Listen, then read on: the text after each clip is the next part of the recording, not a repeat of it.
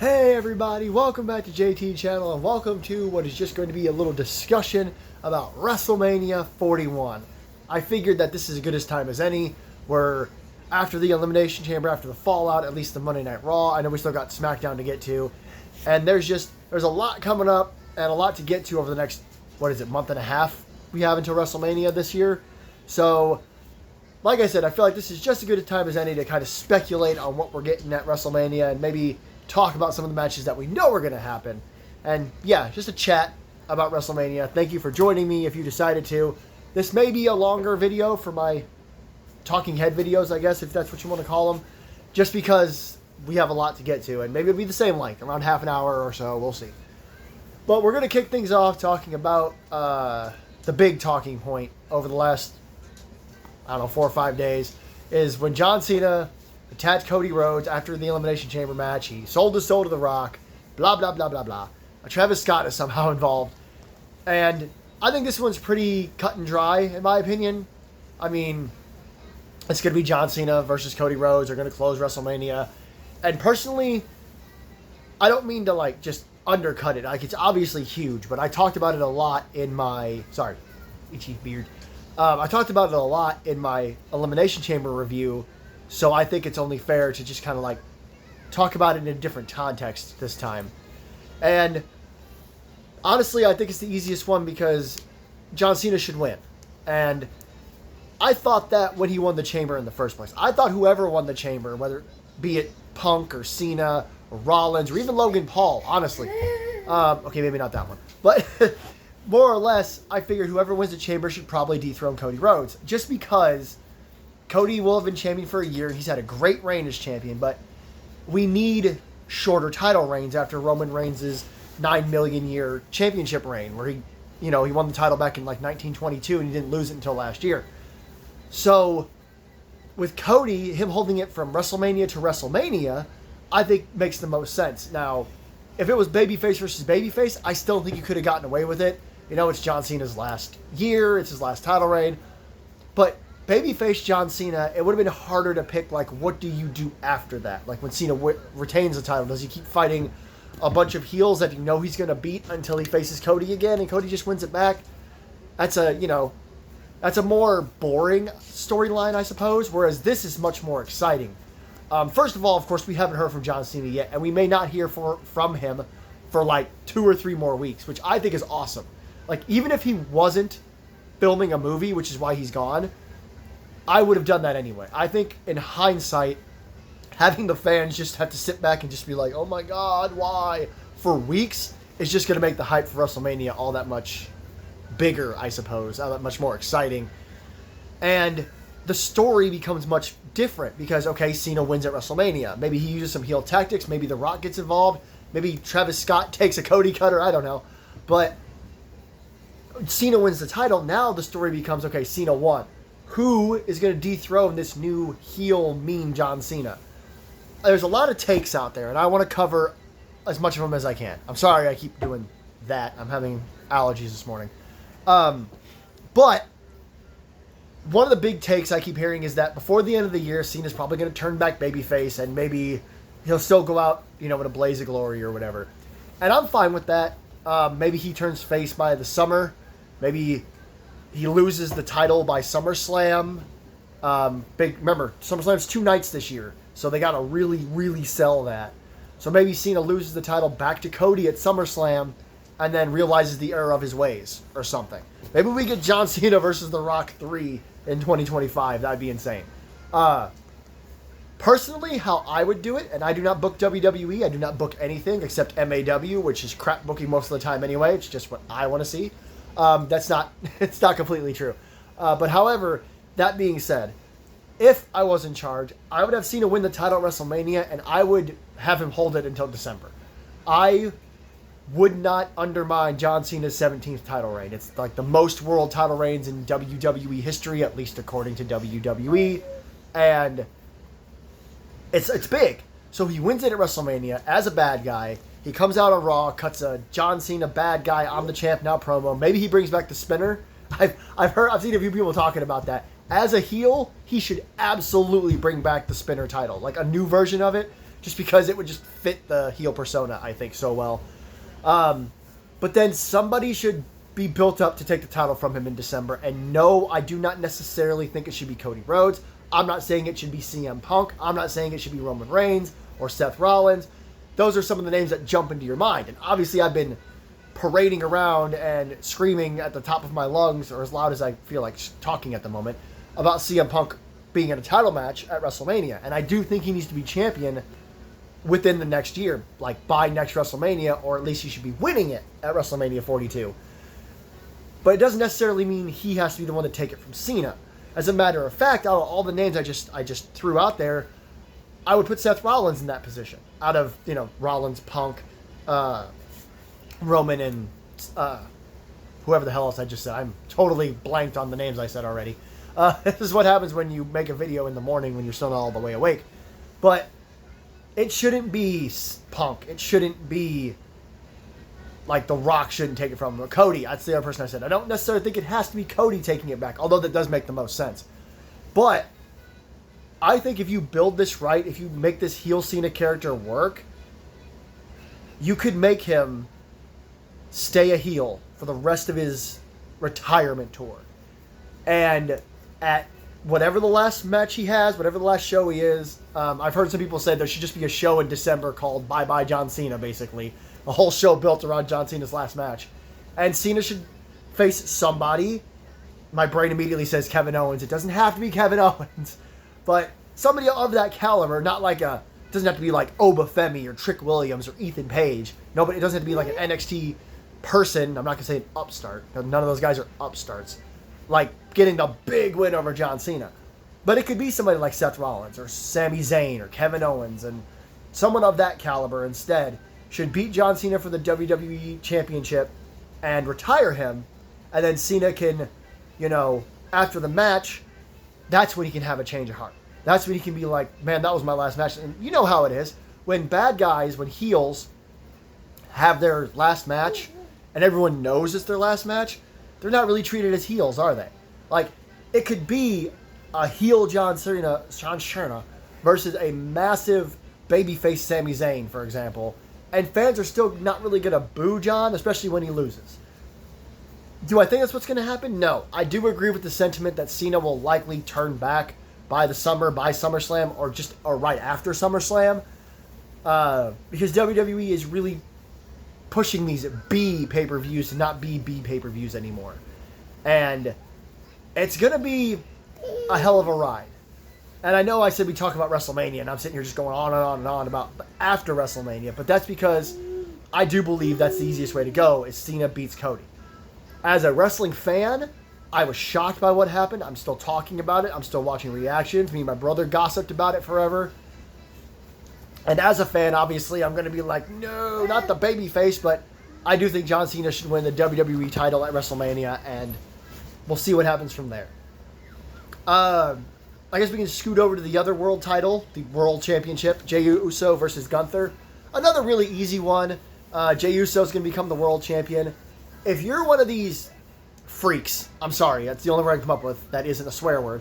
If you're one of these freaks that says that Jey Uso can't wrestle, I only assume that every time he has a good match, you put on the WrestleMania 40 match and then you yell about it online.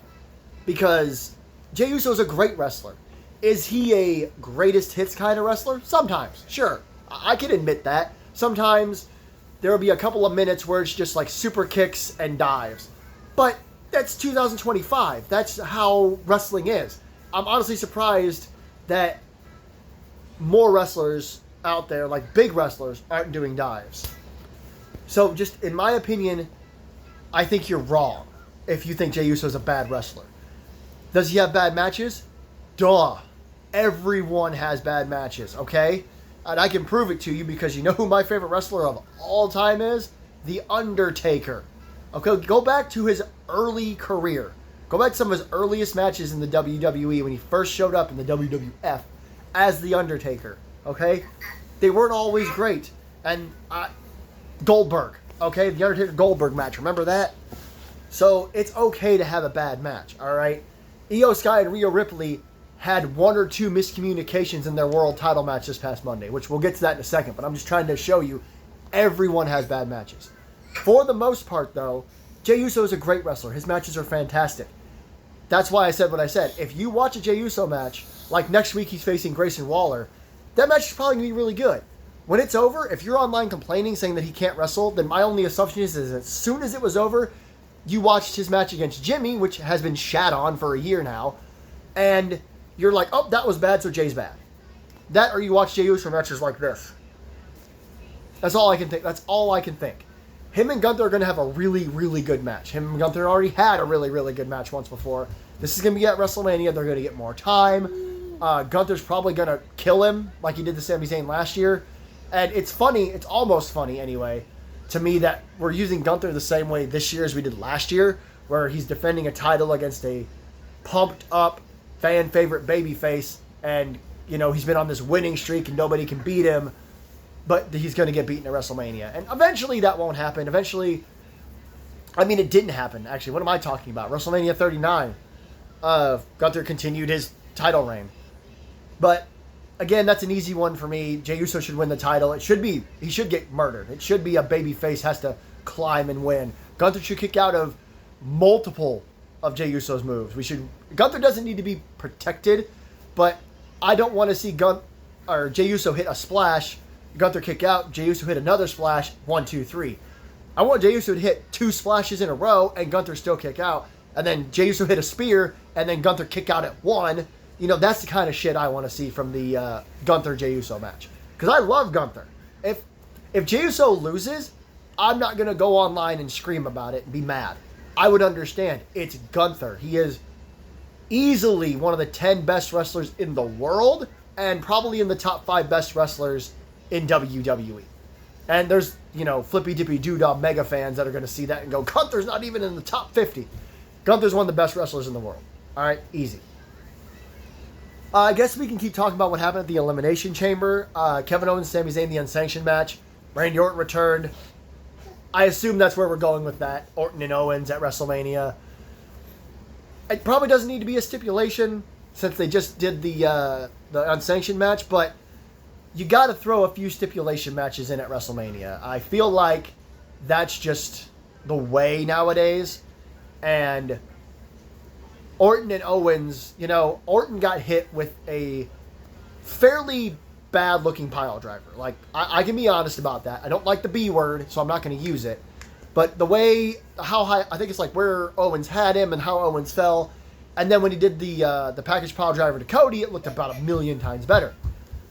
So for Orton to be selling that for as long as he did and then to come back, it kind of feels like Orton should be a lot angrier, in my opinion.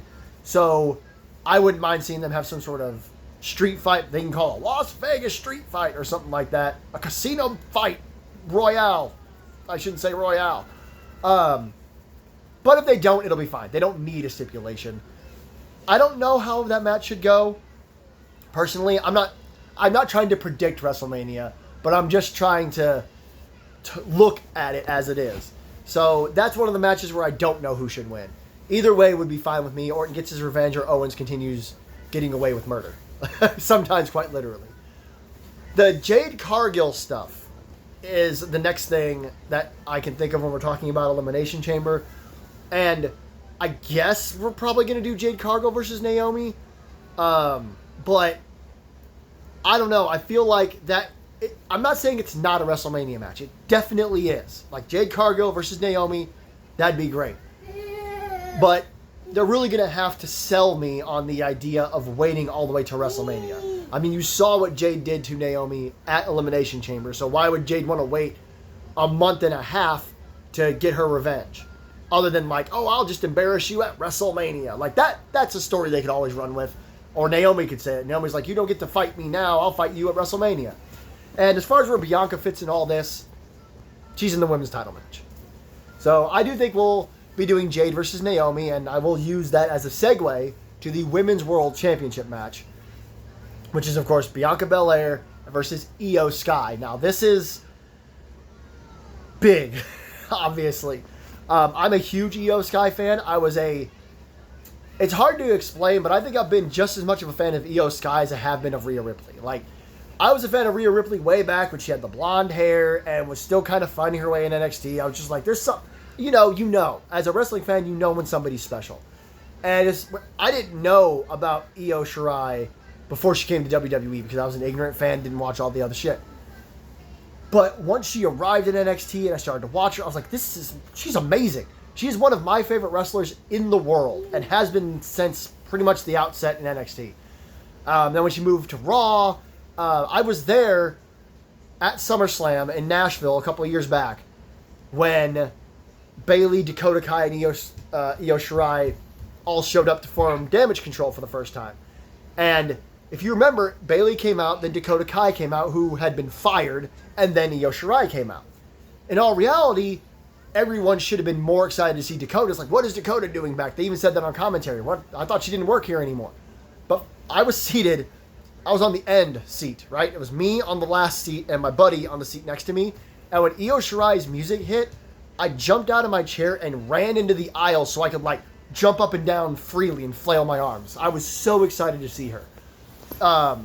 So to see what happened on Monday, like, I was ecstatic that Io Sky beat Rhea Ripley, and it was Rhea's own fault, which, you know, means it's going to be a triple threat. There's been a little bit of weird online discourse about too many multi-man matches this year at WrestleMania, and I don't give a damn. That's my take on it. The WWE Championship match could be 12 people fighting in a ladder match inside a cage on top of the building. I don't care, okay? I'm the kind of person that as long as the story makes sense and the matches are good, I'm happy. This is going to be an easy story to tell. Rhea got distracted by Bianca. She lost her title, but she wants her rematch. And one way or another, it's going to form the triple threat. Rhea Ripley versus Bianca Belair versus Io Sky for the women's world title it's gonna be a banger. I know people don't always like that word anymore for some reason, but it is. I mean, and WWE has perfected triple threat matches nowadays. It's not just like Rhea and Bianca are gonna take out Io and then they're gonna fight for 10 minutes and then Io's gonna show up and maybe take out Rhea and then it's Io versus Bianca. They're gonna do it right. My only concern, and this is another reason I want to make this video because I really wanted to talk about this, is that Io was made champion in the same vein that Bray Wyatt was made champion. Bray Wyatt won the WWE title in the Elimination Chamber a few years back, and Randy Orton had won the Royal Rumble, I believe, if I got that right. Did I get that right? 2017? Brain hurt.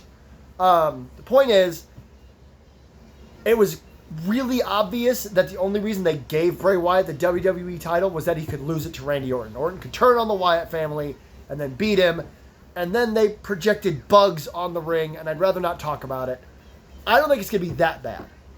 However, I'm concerned that they did the title change for the Shock, which they've been doing a lot lately. All the shocks at the Elimination Chamber, the Shock on Monday, the Shock on Tuesday on NXT with the not the North American title. Was it the North American title?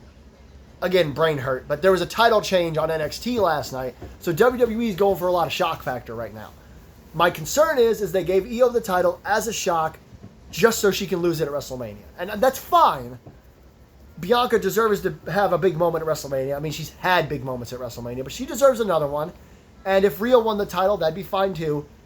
I just hope that, you know, Io wasn't given the title just to lose it and then buzz off and do something else. I hope that if she does lose the title at WrestleMania, that she continues to stay at the top of the card. It's like, well, hey, I beat Rhea Ripley on Monday Night Raw, so I may have lost the title at WrestleMania, but I can keep going. And if she wins, if she retains, even better, in my opinion. The Women's Championship, the basic women's title, the WWE Women's Championship. Charlotte Flair versus Tiffany Stratton. There's not much to say here. Which isn't, again, I'm not trying to be mean or rude to these competitors at all, but it's, you know, it's Charlotte Flair, it's Tiffany Stratton. Charlotte won the Rumble, Tiffany cashed in Money in the Bank. It's going to be a really good match. It's going to be really good promo, really good build-up. And I hate the fact I don't have much to say. Like I said a few minutes ago, I'm not trying to predict WrestleMania by any stretch of the imagination. But this match is fairly predictable unless WWE wants to pull a swerve. I'm not going to say it's completely predictable because honestly I don't know. Charlotte Flair is Charlotte Flair. It's WWE's favorite wrestler. Always has been. So we all assume she's going to win at WrestleMania and be a 92-time champion by now. However, with that being said, there's a chance that WWE, now that they're in the shock factor part of all this, sorry, cats, they like doing the shock factor. Maybe Tiffany does beat Charlotte. And I wouldn't mind that. Tiffany getting a big win at WrestleMania would be awesome for Tiffany. So I think I covered most of the titles, and I covered the Jade Naomi thing. So now we got to start thinking outside the box of like the world titles and stuff. We got to start talking about like the tag titles, the mid-card titles, the women's mid-card titles. And of course we got to talk about the next thing I really want to talk about, which is CM Punk and Seth Rollins. Next week, WWE is doing a bunch of Madison Square Garden shows, at least Raw and NXT, which is crazy that NXT is going to be in MSG, and I'm actually going to watch that too. I'm excited. But it's been made official that it's going to be CM Punk and Seth Rollins in a steel cage match. This offers a lot of questions up for WrestleMania because after Elimination Chamber, I assumed off the top of my head that we were going to do CM Punk versus Seth Rollins at WrestleMania, the rematch. Because Punk beat Rollins on the Netflix debut, first Raw of the year, back on January 6th. And it was a really good match. You know, all these people saying that CM Punk can't wrestle covered their eyes or shut their TVs off or are just plain stupid when it comes to his match with Seth Rollins on the Netflix debut. And this steel cage match, I think Seth Rollins could win it, and then they're 1-1, and then they can have the singles rematch at WrestleMania, the top it all off. However, with that being said, a lot of people are like, okay, then what the hell does Roman Reigns do? Roman Reigns has been at the top of the card 5 years. Okay? It's so hard to figure this out. He was WWE champion for I think over 4 years. I don't have the exact number in my head, so, yell at me in the comments with the exact number, how many days. But he doesn't, I don't know how to, I'm trying to word this right. WrestleMania can't go without Roman Reigns. And a lot of people think that he's going to be injected into this feud. It's going to be Roman Reigns versus Seth Rollins versus CM Punk. Again, I don't care about triple threat matches. They're going to be fine. But I have a few concerns. It kind of falls under the same guise of, did Io Sky win the world title just to lose it? If Roman Reigns goes into this match and it's a triple threat match, does that give away the result? And that's an open question. Do you guys think that gives away the result? Because Roman Reigns retained his WWE title for, I think, 3 WrestleManias in a row. It was 37, 38, and 39. I'm pretty sure I'm right about that. And then at WrestleMania 40, he finally lost it, Does he go into any match this year at WrestleMania and lose? And you can actually compare the situation to when The Undertaker's streak ended. It's not the exact same. However, The Undertaker was 21-0 at WrestleMania. He lost to Brock Lesnar. There was no way he was going to lose at WrestleMania 31. And they put him against Bray Wyatt. Different video for a different time. However, you can compare it to this. The Roman Reigns. Roman Reigns was champion for 4 years. He went 3 WrestleManias in a row, successfully defending his WWE Championship. He lost it last year. Is there any way, any chance that he goes into any match at WrestleMania 41 and loses after such a long streak? And no, I don't care. CM Punk and Seth Rollins are 2 of my favorite wrestlers in all of WWE. I've used that phrase a lot, but it's true. These are all my favorites. It was Seth Rollins was my favorite WWE superstar until CM Punk returned. Then I lost my shit, and now it's CM Punk. Their feud is my favorite feud. Throwing Roman Reigns in it, I was a Roman Reigns fan back when he was wearing green tights and called himself Leaky. Look it up. Leaky was a real wrestler name for Roman Reigns for a little while. And again, he was just wearing green trunks. And he looks so much better now. Anyway, I was always on the Roman Reigns bandwagon, even when nobody else was. Back in 2015 when everybody was booing Roman Reigns, I was that one guy in the corner going, yay! big dog, woo. So, when he became the tribal chief, I was just elated and ecstatic to watch this character, and I almost never rooted against him. And I was shocked, obviously, when he lost, or when he won at WrestleMania 39, because I was sure it was, finish the story time. So, to fast forward to my point, I love all three of these guys. They're three of my longtime favorites, specifically in the WWE. And I've watched everything they do, and I'm always rooting for them. And putting them in a triple threat puts me at almost an advantage, because I'm just like, cool, I get to watch three of my favorite wrestlers have it. This is like a dream triple threat match for me. But I just can't help but shake this feeling that no matter what Roman Reigns does at WrestleMania, he's going to win. It comes down to the same thing as the Women's World title match. If it's a triple threat match and Roman Reigns does win, as long as the match is really good, as long as the storyline makes sense as to why Roman is in the feud all of a sudden, like this blood feud, why is Roman Reigns involved? I mean, Seth hates Roman, and maybe that's what it is. Maybe CM Punk, I just realized I got off track, but sorry, ADHD. Maybe CM Punk's favor is he inserts himself into a match between Seth and Roman. Maybe they make the match. Maybe Seth beats Punk on Monday, and then is like, I want to face Roman Reigns at WrestleMania, and then CM Punk's like, hey, Paul, I'm in that match too. As long as the story makes sense, I'm happy. I'm fine. And if Roman does win, as long as CM Punk and Seth Rollins stay in the same vicinity of the cars near the top, everything will work out just fine. So that's that match. That's probably the biggest match on the card. A lot of people are talking about it. John Cena and Cody Rhodes, obviously, upper echelon. But you could have those two as the night one and night two main events. I don't think you should. I think the night one main event should be the Women's World title match. I think we need to stick to that. That one night should have the women, one night should have the men. And I'm going to harp on this for just a second. Someday, we need to build the women's title match up to be the main event of night two. Because there are people out there that are like, oh, well, the Sunday night main event's the real main event. First of all. Second of all, for those people's sake, it is the match that closes the entire card, the entire weekend. If night one's 4 hours, night two's 5 hours, that's a 9-hour show total, and whoever goes on very, very last on Sunday night is the closer. So I get it. So some year that does need to be the women. But until then, the women should always main event night one. I don't even care. I mean that even coming from a perspective of the Kevin Owens Stone Cold Steve Austin match, which was like, I think, WrestleMania 38, night one. I loved it, and I go back and watch it, and I love it still, but it's not going to make me budge. I won't budge. The women should have main evented that night. You can always move things around to make them make sense. The Steve Austin Kevin Owens thing could have been the opener, and then the rest of the show could have followed up. Anyway, that's a different video for a different day.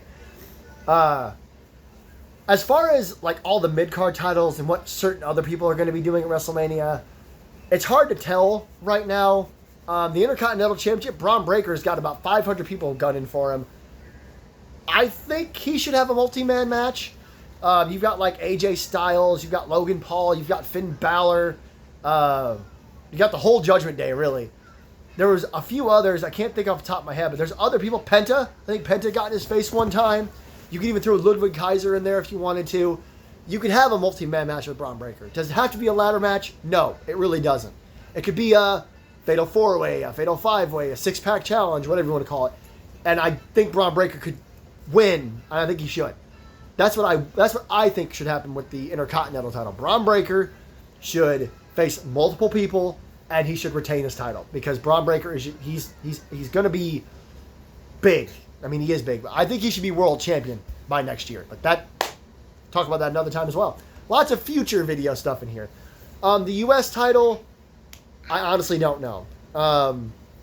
What I would like to happen is I want LA Knight to take it back from Shinsuke Nakamura before WrestleMania, like on a SmackDown or something, and then Jacob Fatu should take it from LA Knight at WrestleMania. I don't know what the Bloodline's going to be doing, but that was a big match I thought of. However, on that same note, while we're talking about the Bloodline, they could also do Jacob Fatu versus Solo Sikoa. They may not WWE's been really patient about breaking up factions lately.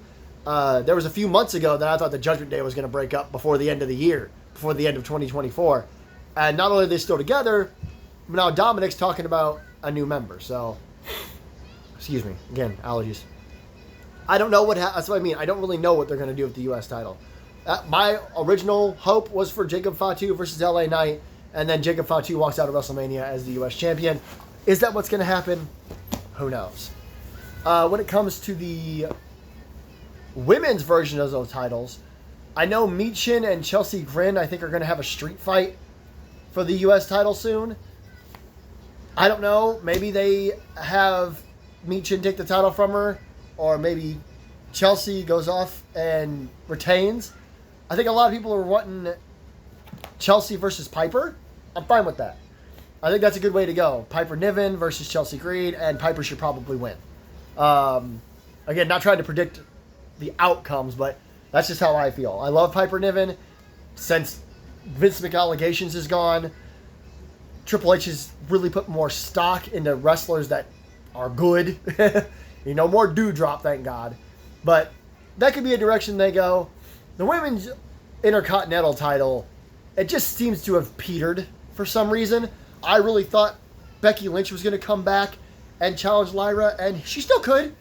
I don't know why my voice just broke. She still could. But it could definitely still happen.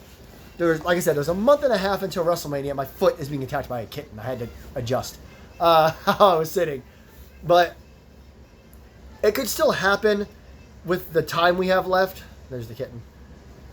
I just, I think that should be what happens. Like, honestly, no BS. Becky Lynch should come back and challenge Lyra. They had a great feud. They had amazing matches. And Becky doesn't even have to win. She's Becky Lynch. Okay? She could lose at WrestleMania and go on to do something else, and everyone will be fine with it. And I love Lyra Valkyria. Do not get me wrong. I personally think Dakota Kai should have been the first United States champion. Intercontinental champion. I feel like Dakota Kai doesn't get her due, even with Triple H in charge. So, I hope they have something for Dakota at WrestleMania. I think that when it comes to Damage Control as a whole, as a unit, I don't know where everybody is. Maybe they're injured. I honestly don't know. But kind of use them as a segue to talk about all the tag titles. Because the Women's Tag Team Championships are now held by Liv and Raquel. And I don't think there's much else for them to do. I don't know who they should face at WrestleMania. I'm racking my brain here. Maybe somebody comes up from NXT and challenges them. Maybe it's some multi-person match for WWE. I don't want them to do this, but maybe they just throw a few women in there, a few teams in there. There's plenty of them. There's plenty of pairs of women. I've seen some people suggest Alexa Bliss and Nikki Cross could get back together, but in the Wyatt Six, which I think would be awesome. Like, a spooky version of that team would be really cool. They were one of my favorite women's tag teams. They were just so much fun together. But seeing them as, Wyatt Six members would be something different. I'm going to go with that. I'm going to say it should be Alexa Bliss and Nikki Cross against Liv and Raquel. And maybe you can throw a few more teams in there if you want.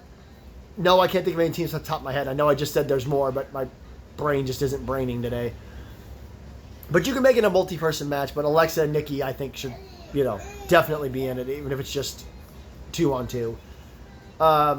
The men's tag team titles, kind of not sure. As far as the world tag team titles go, is kind of, who knows? The War Raiders or the Viking Raiders or the War Machine or whatever the hell they are now. They've been doing awesome. The War Raiders have been great. I love them as a tag team. They should definitely defend the titles at WrestleMania. Against who? I don't know. Grayson Waller and Austin Theory are busy feuding with Jey Uso, but maybe they could work their way into a tag title match. It definitely should not be the Judgment Day. There is absolutely no reason it should be the Judgment Day. Maybe it should be the New Day. The New Day's facing Rey Mysterio and Dragon Lee on Raw next week, and maybe the New Day should rack up some wins, and then they should win the tag titles and should go on a tear and be the best tag team in the world again. Sorry, I love heel New Day. They haven't done enough with them, so I'm gonna say we should do the New Day and the Viking Raiders, and maybe Dragon Lee and Rey Mysterio.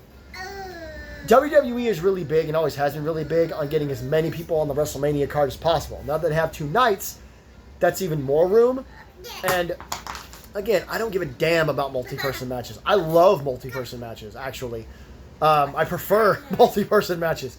So if you do the tag titles, the women's, the men's, Raw, SmackDown, if you have multiple teams in them, that's fine. And speaking of, that's what I was going to say about the SmackDown tag team titles. That's probably is going to be a multi-team match because you've got the Street Profits and the Motor City Machine Guns and DIY are all in this like mini feud, and you have Los Garza, I think, is in there too, and Santos Escobar's group, Legado del Fantasma. That's probably going to be a multi-team matchup, and maybe that one can be a ladder match. That one's the SmackDown tag team titles, right? When you look at the women's titles, the World Tag titles, and the SmackDown tag titles, which are just the WWE tag titles. The SmackDown ones have a lot more clear picture, in my opinion. If that ends up being a singles, well, a 2-on-2, like just Motor City Machine Guns or DIY, I guess are the champs right now, against the Street Profits, I'd be shocked. There's a lot of teams. There's constant fighting with all the teams. And I think Nick Aldis is just going to, his head's just going to explode. He's going to throw all of them into one match. But at least it makes sense. It's not like we're 3 weeks from WrestleMania and the tag champions have no challenger. So here, this team, ladder match. At least the teams are all interacting. So just give some of the teams some wins, like Los Garza and LDF. Make sure they get a few shots in here and there. Maybe they beat those Machine Guns or the Street Profits or something. Make sure that all the teams look good going into Mania. And then, yeah, do a multi-person match. Probably for all 3 of the tag title belts. Makes sense to me. Hot take. Real hot take. The Hardy Boys do not necessarily need to be at WrestleMania. I think I've covered like all the major feuds and the title matches and stuff. I can't think of anything else off the top of my head right now.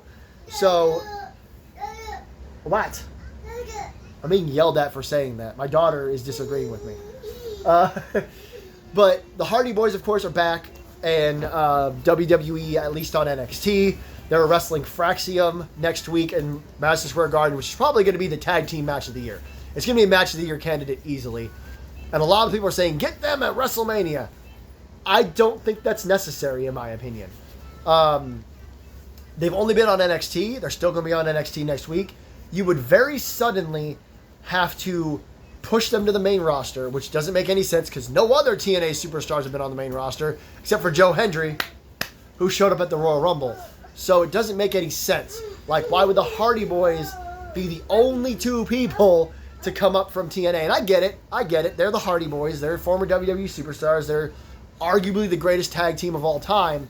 But in my opinion, they're doing great work in NXT and they should stay there. If WWE is going to start letting TNA superstars appear on Raw and SmackDown, then they need to make it better, in my opinion. You can't just have the Hardy Boys.